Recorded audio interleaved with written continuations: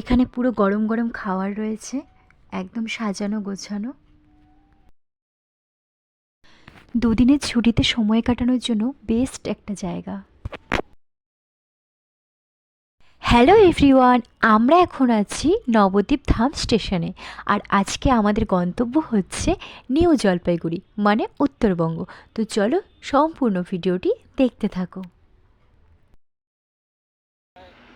New Jalpaiguri স্টেশনে নেমেই আমরা একটা গাড়ি বুক করে নিয়েছি।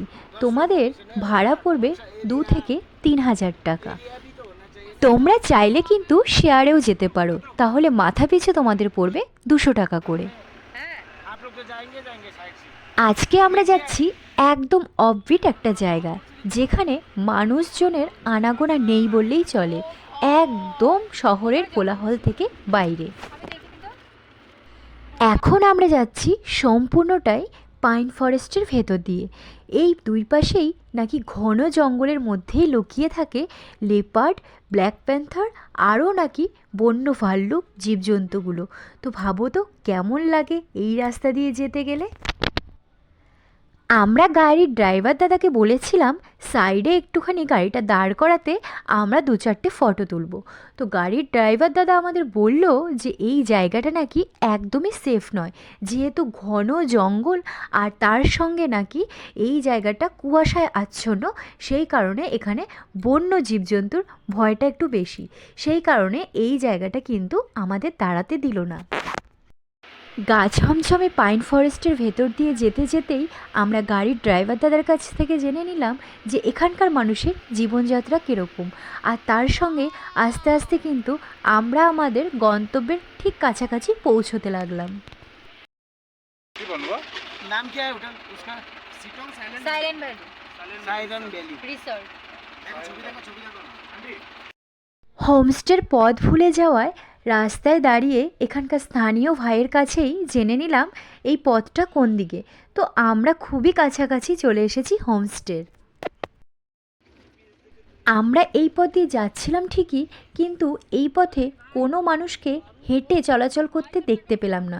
তো গাড়ির ড্রাইভার দাদাকে বলাতেই উনি বলল এই জায়গায় নাকি প্রচুর পরিমাণে লেপার্ডের ভয়, আর মাঝে মাঝে তো নাকি এখানে খেয়ে দিয়ে কুকুর বেড়াল ফেলে রাখে, সেরকমও দেখা যায়। তো আরও গা ছমছমে হয়ে গেল। আর এই জায়গাটায় যখন কুয়াশাটা এসে ভরিয়ে দিচ্ছিল, ব্যাপারটা আরও রোমাঞ্চকর হয়ে যাচ্ছিল। শুনেছি নাকি এই পথে মানুষজন একা চলাচল খুবই কম করে। যখন কেউ রাস্তায় থাকে তার সঙ্গে 2-1জন নাকি দেখাই যায়, যেহেতু লেপার্ডের ভয় সেই কারণে।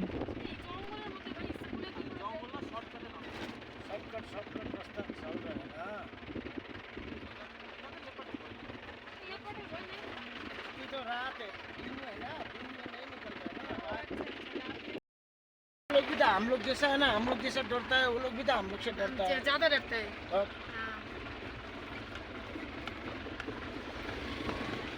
इन्होंने लाइफ स्टाइल आरो पढ़े होता है 2 दिन का आज और कल।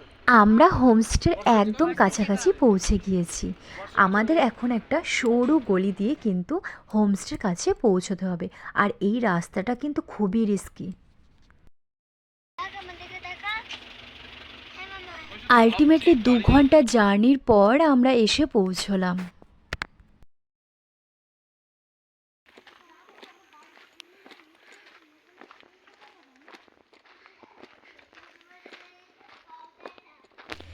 এই হচ্ছে আমাদের হোমস্টে।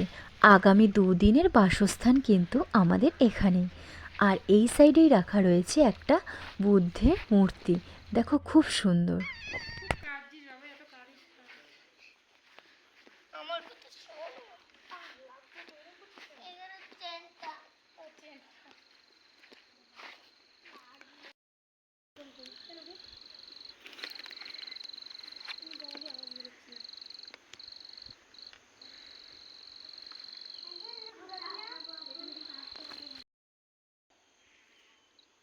সব সবজিগুলো অর্গানিক।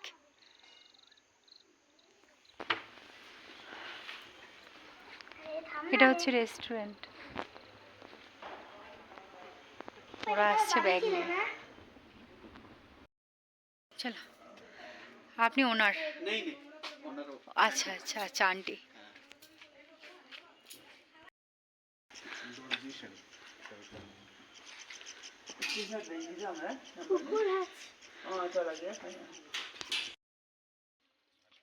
আমাদের একটা অ্যাকুরিয়াম নেবে। জায়গা নেই রাখার। পাপাকে বলে আসি, ও বাবা একটা অ্যাকুরিয়াম নেবে আমাদের।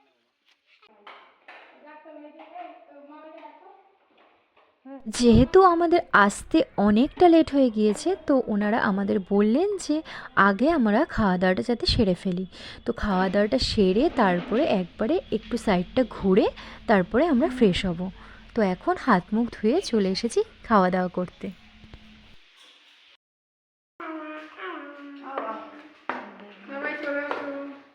সবাই চলে এসো বাচ্চা বাচ্চা এখানে আমাদের খাওয়াতে দিয়েছে ডাল, ডিম আলু ঝোল, বেগনি, পাঁপড় ভাজা আর একটা সবজি। তো চলো খাওয়া দাওয়াটা কমপ্লিট করে নিই। খাওয়া দাওয়া কমপ্লিট করার পর আমরা ফ্রেশ হয়ে নেব, তারপরে একটু সাইডটা ঘুরতে যাব। পাশেই রয়েছে নাকি খুব সুন্দর একটা পাইন ফরেস্ট, তো আমরা সেখানেই যাব।